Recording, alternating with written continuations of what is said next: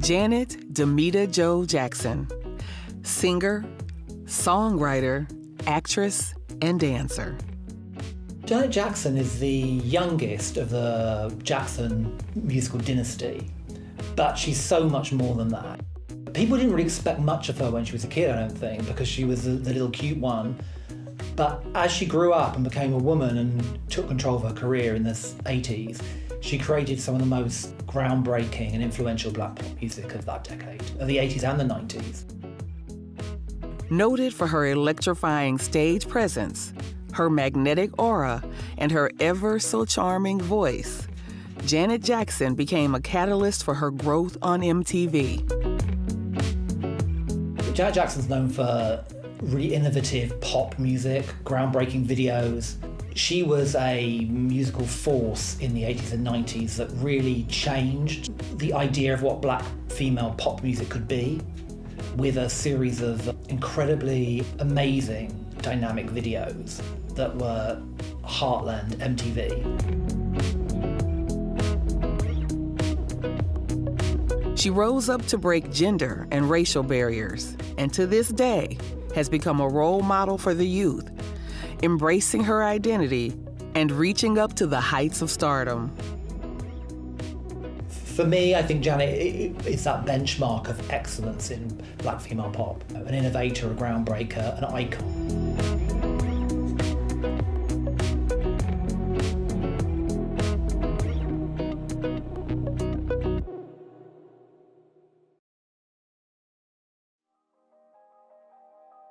Janet Jackson was born on May the 16th, 1966 in Gary, Indiana. She is the youngest of 10 children in the Jackson family, a working-class African-American family who all shared a 2-bedroom house on Jackson Street. The Jackson family were in Gary, Indiana, so they were quite a poor family. They lived all together, there were like 6 kids living together in a tiny house. The family is a very musical one, who all share the same deep-rooted passion for R&B, pop, and hip-hop music. Her mother, Catherine Esther Jackson, came to play clarinet and piano and had aspired to be a country and Western performer. Growing up, it is said that she always referred to her daughter as "my baby" and often attended all of her concerts. Her father, Joseph Walter Jackson, also known as Joe Jackson, was a former boxer and came to be a crane operator who had love for the guitar and a local rhythm and blues band, the Falcons. He briefly performed in this band with his younger brother and would often try to keep it alive to add to his family's income.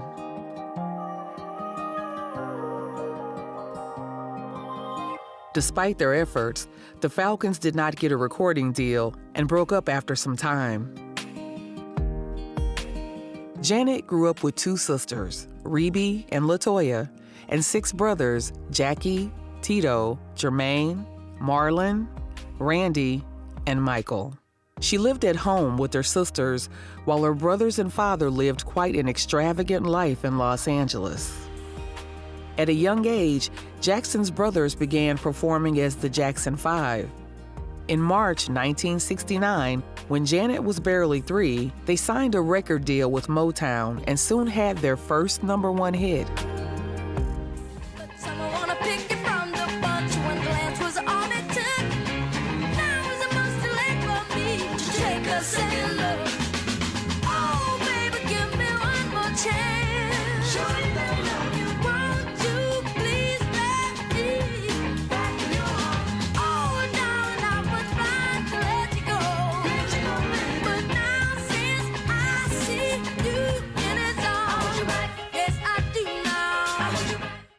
Being on stage with my brothers was a wonderful experience, like a revelation.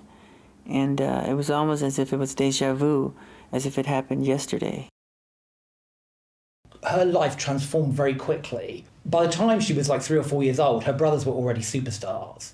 So she had a very unusual childhood in that respect, because she could like switch on TV on Saturday morning and watch her brothers as cartoons, or she could see them perform on TV. They had hit records back to back. So she, in a way, she had quite a privileged growing up. She was in a sort of superstar world, you know, friends of the family like Diana Ross and the Motown stars. And Janet was the young, quiet, shy one who I think expectations weren't very high of her, really, because it was all the focus at that time was on her brothers and their huge success. She later moved in with them while her brothers were making a name for themselves. The pop band sold more than 100 million records worldwide, and in 1980, the brothers were honored with a star on the Hollywood Walk of Fame as the Jacksons. Well, the Jackson 5 were the first black male boy band, teen band. I mean, they were idols. You can't really underestimate the success, the cultural success of the Jackson 5, especially in terms of their meaning in black America, because they were, well, the success was phenomenal for a start. They had like 5 back-to-back #1 records. They were everywhere. They were on Saturday morning TV, they were returned to cartoons, they were on cereal boxes.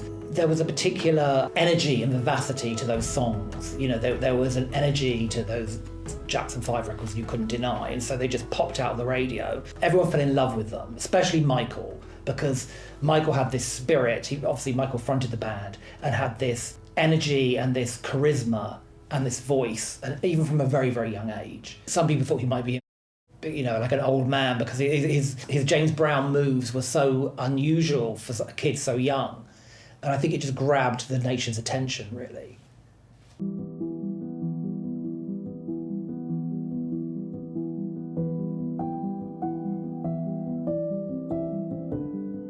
Janet's relationship with her father has been described as being complex. He is believed to have had a strict approach to raising his children and would often work way too hard to keep the family afloat. He is also said to have been emotionally withdrawn and told Janet to address him solely by his first name as a child. Their father was all about perfection and instilling in all of his children the essence and power of music. It is said that he didn't want his kids on the street or for them to get involved in drugs. He wanted better for his children. But this tough love would soon result to Jackson seeking her own independence.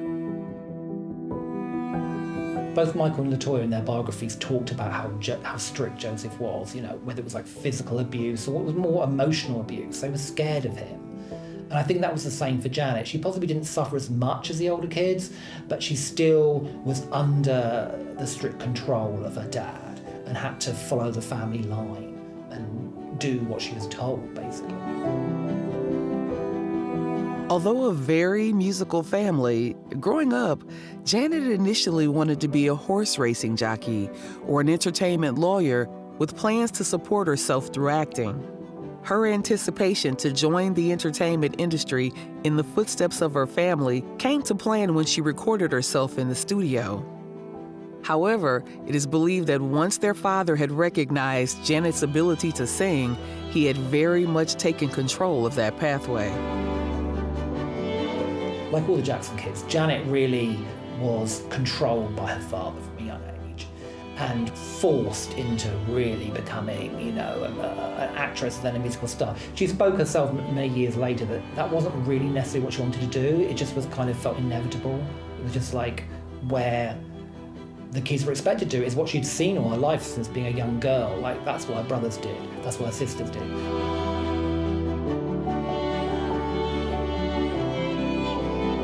For years afterwards, Janet said she had struggled to develop her own sense of identity as an artist under her father's watch. He had been so in charge of my life, my career, and was my manager. In many ways, it was hard for me to say no. At the age of 7, Jackson and her brother Randy performed at the MGM Casino on the Las Vegas Strip.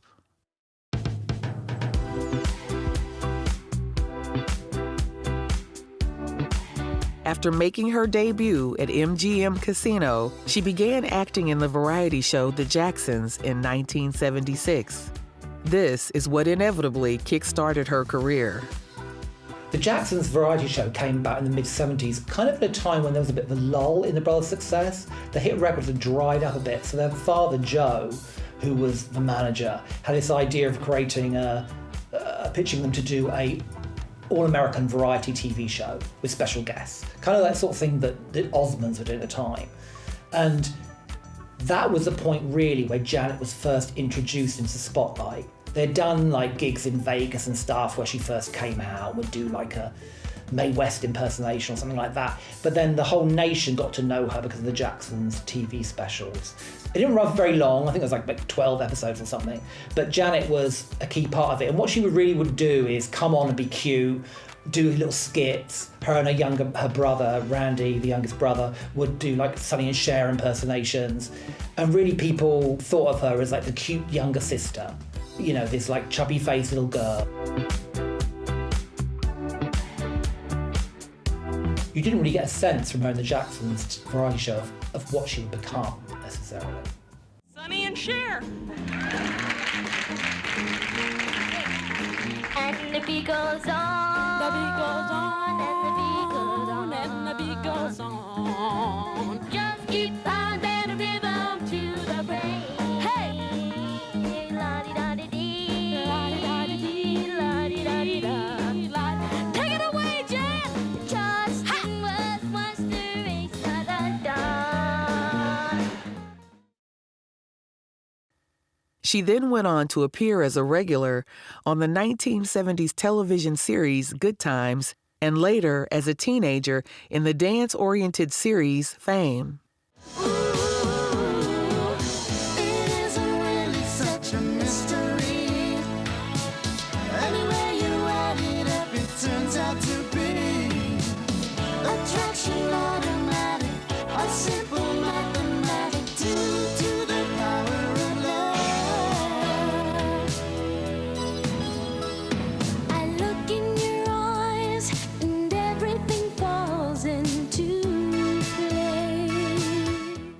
There were big shows. I mean, the first one she got cast in was Good Times, which was like a massive, long-running Black American sitcom where she played a character called Penny. She was like an abused kid who was taken in by the family in the sitcom. Black America fell in love with Janet Jackson at that point because she played this series of roles, starting in Good Times and going through different strokes, where she was very much the girl next door, a young, very attractive, cute, relatable kid who had a certain naivety and charm about her. She had the ability to perform these roles and, for people to fall in love with her. At 16 years of age, Janet began her solo recording career at A&M Records and made her first album. Her first album, Janet Jackson, was released in 1982.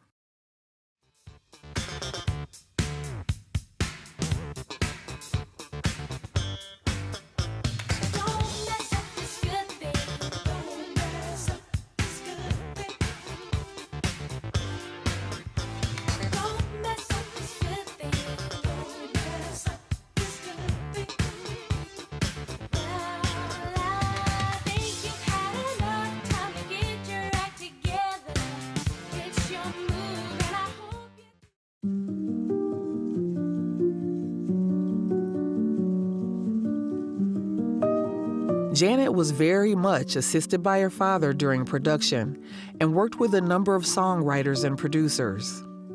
It came to be a huge success, peaking to number 63 just a mere 4 months later.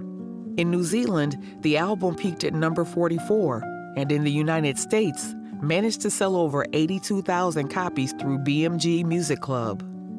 She followed this up with her second album, Dream Street, in 1984.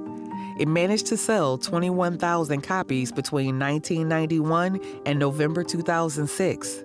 This album also consisted of her very first music video, which was shot during the shooting of the TV show Fame. They were good. They were fine, kind of like fizzy teen pop records. A lot of fun. They weren't necessarily big hits. Although, I mean, she had a couple of minor R&B hits off the records, but she didn't break through. She wasn't like, she didn't immediately become a massive star. It was at this point that Jackson began to take a different approach to her life. She took control of her career, moved out on her own, and developed her own sound and influential style. She reemerged in 1986 with her breakthrough record, Control.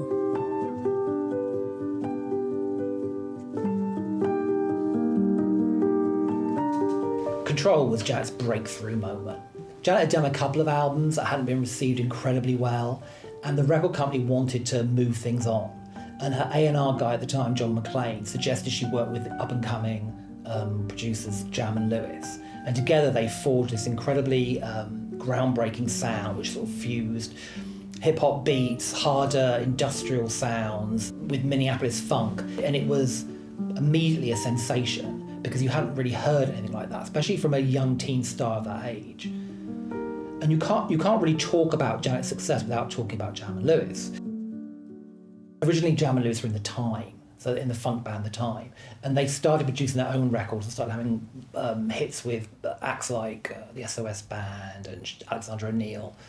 And they wanted to work with a new act, and Janet Jackson made sense because she was a sort of had all this potential, but that hadn't quite yet been tapped into. What happened with Janet's Control album was that for the first time, she was actually part of the creative process. She hung out with Jam and Lewis and told them stories about her childhood, about where her life was at the time, and they incorporated that into the tracks. So all the songs on Control have this sort of semi-autobiographical feel, and she really invested herself in them, and she probably invested herself in that record for the first time more than ever. And I think that kind of energy and that honesty was what really connected with audiences. You know, to see a young black teen female speaking honestly about her life and the pressure she was under and taking control was something new and fresh.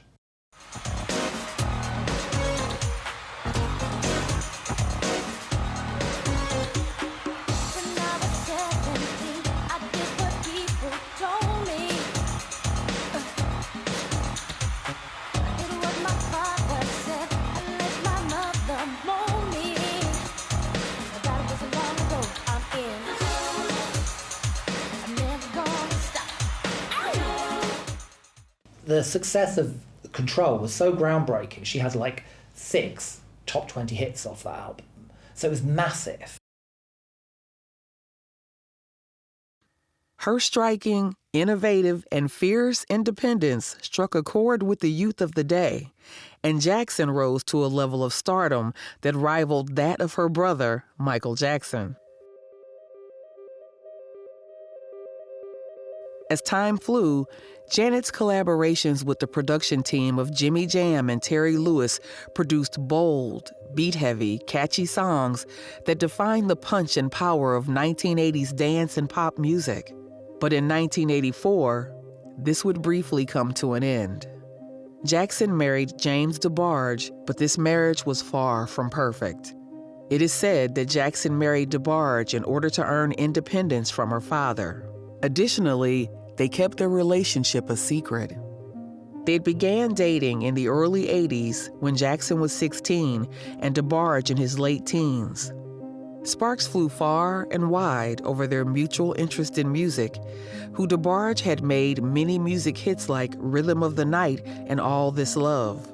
It is said that they were so in love with each other that they almost started to block everyone else out. It was annulled a year later in 1985 due to her husband's profound addiction to painkillers and sleeping pills, a marriage that came to end all too soon. Like all the Jackson kids, really, they wanted to escape the strict control of their father. And I think Janet was no different. So in a way, although she was very privileged in her childhood, she also suffered because of the sort of strictness of the environment and the way in which Joe was such a domineering character, her father. And when she first met James DeBarge, I think she was 16 years old, and they met on the set of Soul Train, which is so appropriate. I mean, DeBarge were another musical family, so they had a lot in common. And they started a secret romance, and then they eloped a couple of years later. They ran off to Michigan and got married in a secret ceremony. And it was kind of Janet's first moment of rebellion to break away from that strict control of her father and try to become her own person. But it didn't really work out. I mean, there's a story on their wedding night where he just disappeared for hours and no one knew where he was. And he was obviously out scoring drugs. And that became a bigger issue as the marriage went along. And so really, it was a moment of teenage rebellion on Janet's part. They were both incredibly young. She was 16, I think he was 18. And it didn't really last very long, but I think it was an important stage in Janet's development, really, to prove to herself that she could do something to be her own person, even if it ended badly.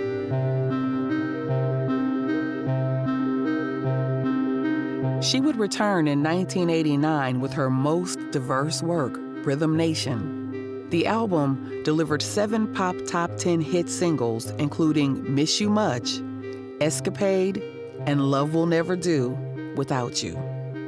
This album portrays rapid choreography with Jackson and her dancers. Some songs were also filmed in black and white to portray racial harmony, something that Janet later became known for. 5, 4, 3, 2, 1.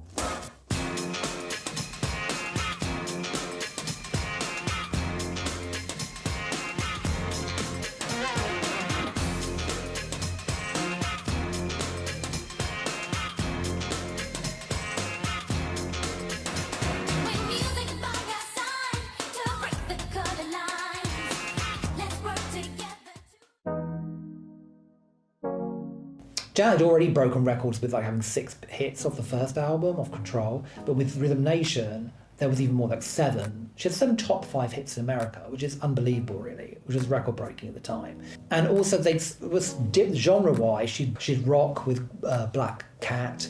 She had, her big statement record with Rhythm Nation itself. She had, Miss You Much, which was the first single, which was a gateway, which kind of, eased people in, I think, to the themes of the album a bit. With the videos, she had this sort of military look, very buttoned up with the sort of military jacket and the black cap. But by the end, she did a video with Herb Ritts, Love Will Never Do Without You, where for the first time, she was showing off her body, her navel was on display. It was a beautiful black and white video shot by Herb Ritts on the beach. And that was the first time that Janet became sexy, really. She wasn't really thought of as a sex symbol before that. She was cute, fun, Michael's little sister growing up, but by the end of the Rhythm Nation with Cycle, with Love Will Never Do, she was now a bona fide sex symbol.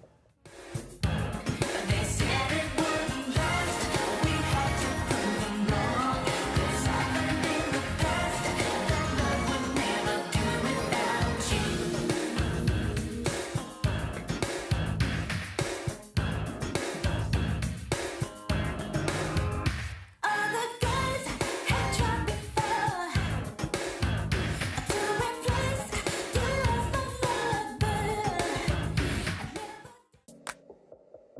What Janet and Jam and Lewis did that was really clever, I think, on the second album is that everybody was expecting Control Part 2, and they didn't want to make Control Part 2. They wanted to do something completely different. So they shifted the focus from Janet's personal growth as a young woman, taking control of her life, to a much more outward-looking, sort of state-of-the-world kind of perspective, where she was taking on big themes like social injustice and poverty and crime, and it was kind of Janet's What's Going On, really. The tracks, not all the tracks, but the key tracks, things like Rhythm Nation itself and State of the World and Living in a World We Didn't Make, she's kind of addressing these big themes in a relatable kind of pop aesthetic way. By the end of the 80s, Janet was, without doubt, a megastar.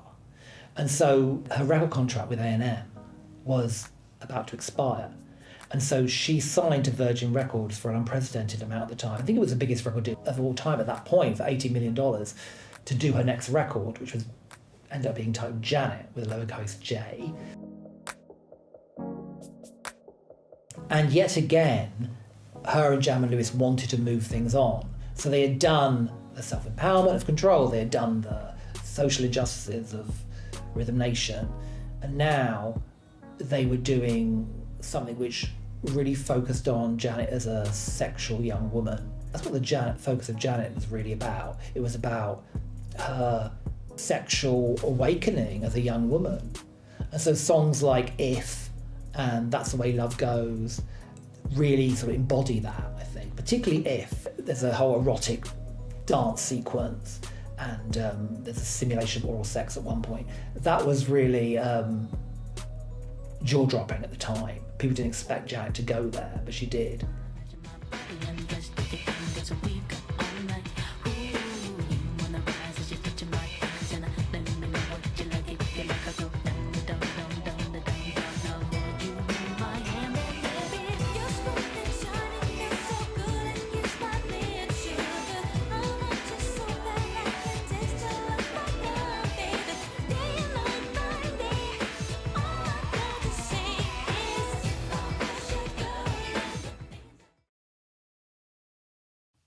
She continued to enjoy worldwide popularity and critical acclaim in the 1990s with the album Janet in 1993, Design of a Decade in 1995, and Velvet Rope in 1997. I think by the time of the Velvet Rope, she was really, she was a superstar, but there's a lot of baggage that she had had from the past that she hadn't really ever addressed. Starting from a very young age. Even back when she was doing the TV shows like Good Times, she was told by the producers that she was too fat, she had to lose weight. She had to bind her chest because she was, for the TV show. And there was all kinds of pressure she was under. And I think that also that her father, being the way he was, and her not really having a normal childhood, all that stuff had, she'd been dealing with and pushing down and suppressing over the years. And when it came to the writing of the Velvet Rope, she finally had decided that she wanted to address it in her music. She'd come off the tour as well. The previous tour for Janet was a really grueling, long tour. And that was when she first started suffering depression during that. And there was a feeling the past was catching up with her. So the theme of the Velvet Rope really was about everyone needing to belong. So the idea of the Velvet Rope is that sort of rope that separates the celebrities from the general public. And her idea was, we're going to go behind the Velvet Rope. I'm going to take down that barrier and let you inside. Because we're all the same. We all need to belong. We all have these feelings ourselves. So that was really what she was getting at with that. But the album explored a lot more than that. It also talked about homophobia. It talked about domestic abuse. It also progressed her sort of sexual stuff. There was like S&M type tracks on there, like Rope Burn. It was her most adult album, and probably her most groundbreaking in a way, although it wasn't as big as the three before. It was still a huge album. In terms of the kinds of the musical range on it, it was ambitious, for sure.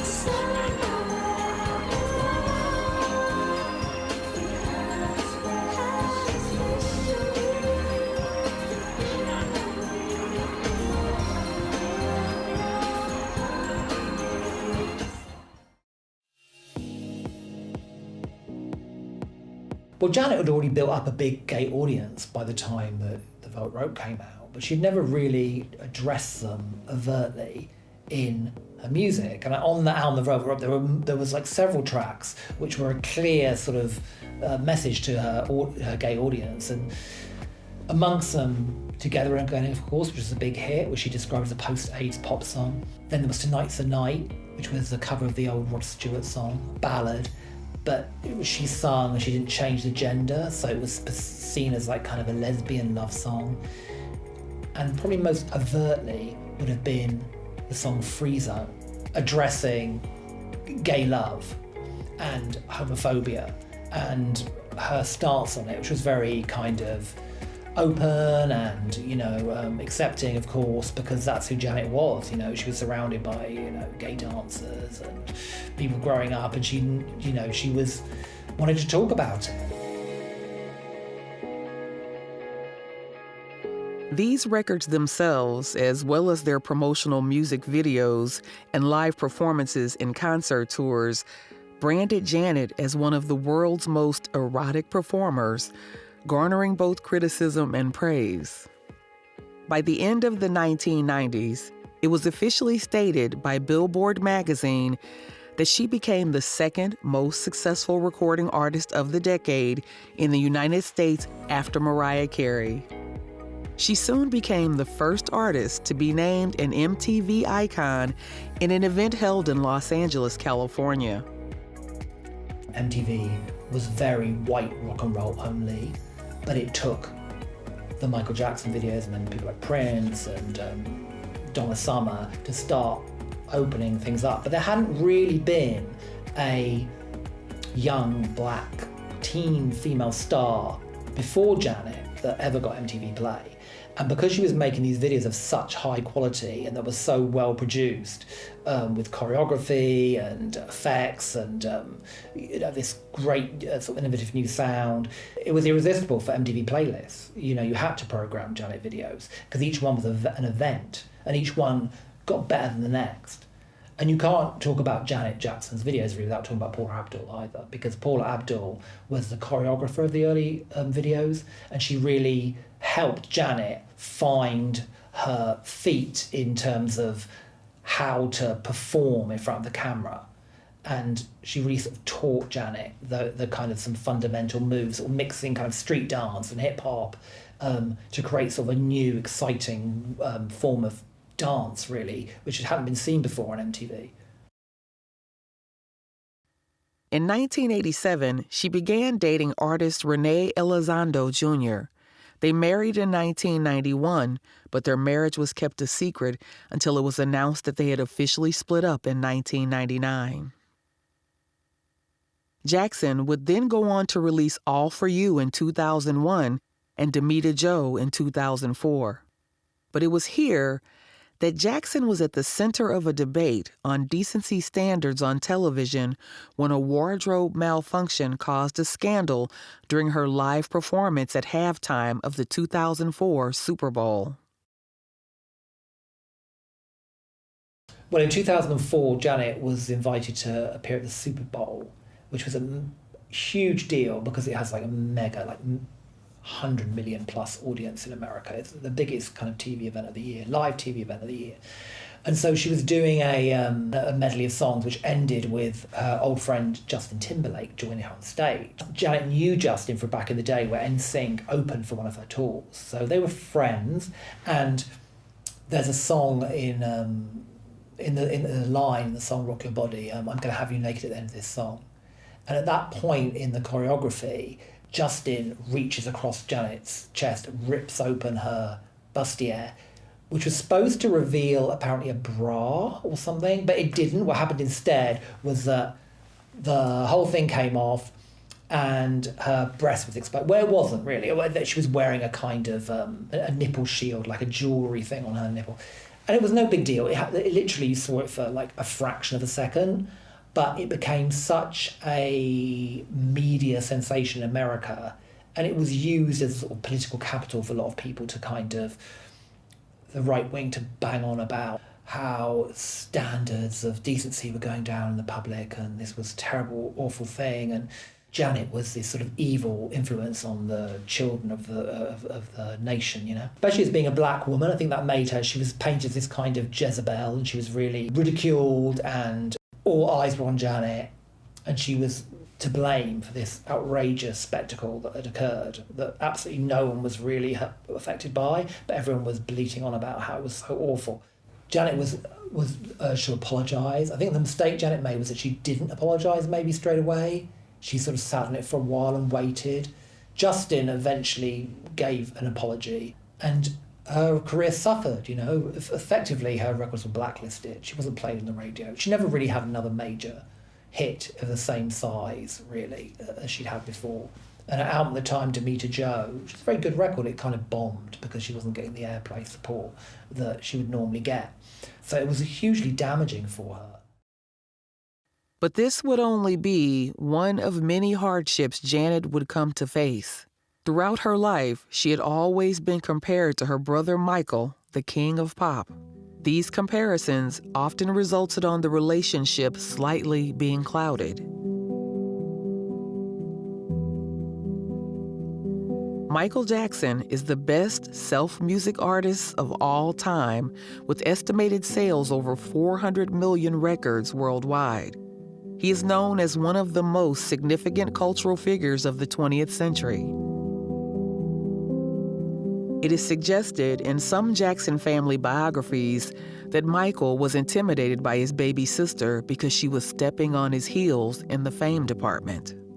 Sibling rivalry exists in plenty of families, but imagine what it must be like when a brother and sister are also two of the biggest music icons that the world has ever seen.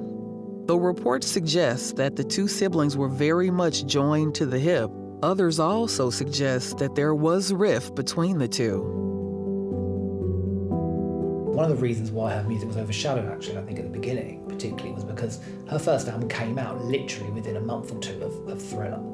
So, Michael was such a big star in the early 80s. Janet existed in his shadow. By the time Control had come out, you really weren't expecting that much of Janet, and she was very much referred to as Michael's little sister. But by the time that the Control cycle finished, she was very much a star in her own right. She was no longer his little sister. She was like a superstar in her own right, really. Janet and Michael were very close when they were kids. And so, of course, Michael wanted to help her as much as he could. So on the very early records, before Control, Michael kind of appeared on the backing vocals on one track, and the other brothers did as well. And they were very supportive. And he was still supportive and thrilled, I think, when Control became a big hit. But as Janet's star got bigger and bigger, I think Michael's relationship with that sort of shifted slightly. First of all, it was like, great, my little sister's done really well, Control's a hit. Then it was like, okay, Rhythm Nation's done incredibly well, and it's had more hit singles than I had on my last album. Okay, this is good. And then it was like she was more of a rival, if anything.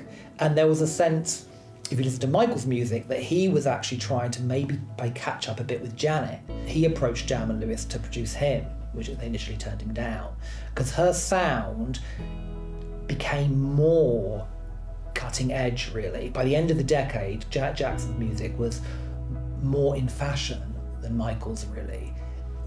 What Janet had that Michael never had was that she was really street, I think, and relatable. Michael was incredible, of course. He was like a alien superstar, force of nature, pop genius. But Janet had a relatability alongside her sort of superstar power. And she was still street somehow, in a way that Michael was never really, wasn't street by that point. Regardless, the siblings did make a song together, Scream.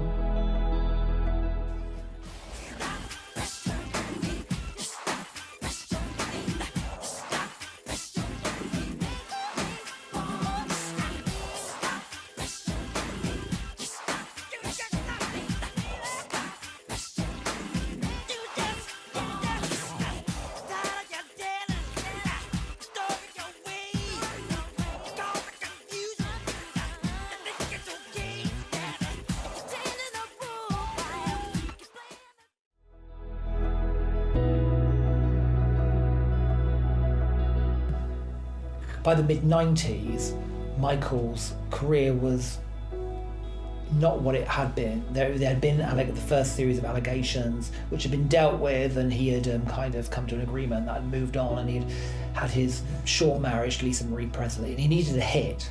The idea came to do a duet together. And it was odd, really, because at that point, Janet was arguably a bigger star than Michael.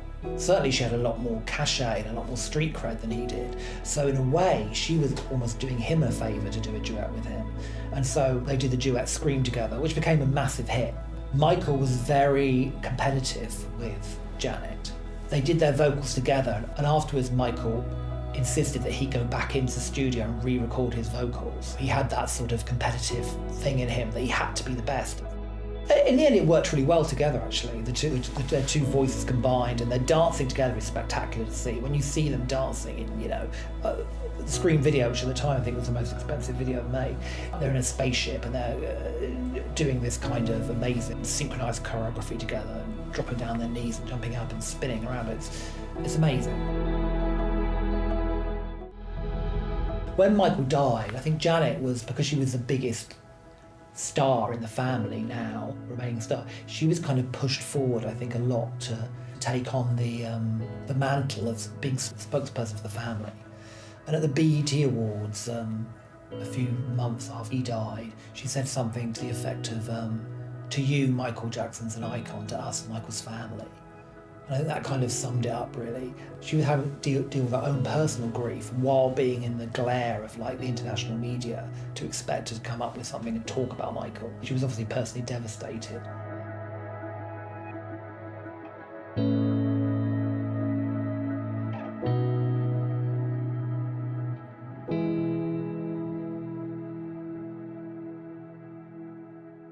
In 2010, Janet met Qatari businessman Wissam El-Mana and began dating him just shortly afterwards. The couple became engaged and married privately in 2012. They introduced a son together, Isa El-Mana, when Jackson was at the age of 50. However, in 2017, it was announced that they had separated and were also looking to divorce. Her last album with Virgin Records would come to be 20YO, that was first released in Japan in September 2006, and is a commemoration to the album Control on its 20th anniversary.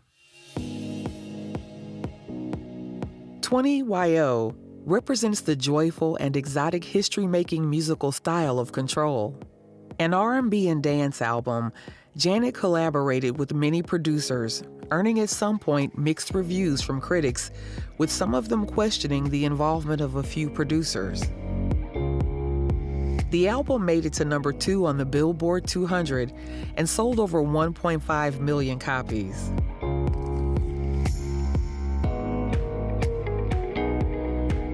I think Janet Jackson was a million-selling megastar before she even did her first show. So her first big shows came on around the Rhythm Nation tour. And there was a huge expectation on her because, people had seen the videos and were expecting that level of choreography and drama and effects and production. And she didn't let them down. The shows were, she had loads of dancers, she had pyrotechnics and great staging. So from the get-go, she was really firing on all cylinders, I think, on the live front. When she became more of a sort of sex Janet started appearing, she would invite men on stage and she would sort of do a sexy lap dance during the song Rope Burn. And she would also do a very Jackson type thing to do as well, was that when she would sing a ballad, like Again, she would break down and cry, which is a very Michael thing to do. And I think that, people wanted that from Janet. There's that sort of Jackson star power that she had. And so that in itself was amazing to see on stage. But combined with all the kind of production, and the dancers and the effects, it made it kind of like a must-see show. So for, decades she was playing sold-out arenas all around the world.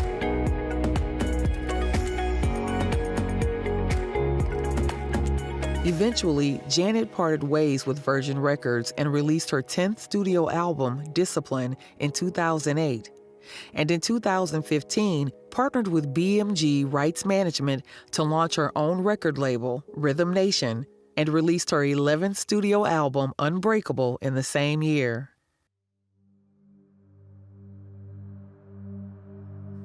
Since then, she has continued to release music as an independent artist. Well, I think it really was the music for Control that gave that statement for her. I mean, the song, the title track, Control itself, which was another big hit from the record, was it's autobiographical, totally autobiographical. So there's the lyrics in it, when I was 17, I did what my father told me. It was playing upon the history that she had herself and putting it in front of people and helping people relate to her, I suppose. Young black teenage girls didn't really have anyone at that time to like really relate to. And Janet had that history from the sitcoms, I think, and for the TV shows she'd done, of being sort of partly the girl next door, but partly a superstar Jackson. So it was this weird mix of relatability and superstar megawatt power that she had.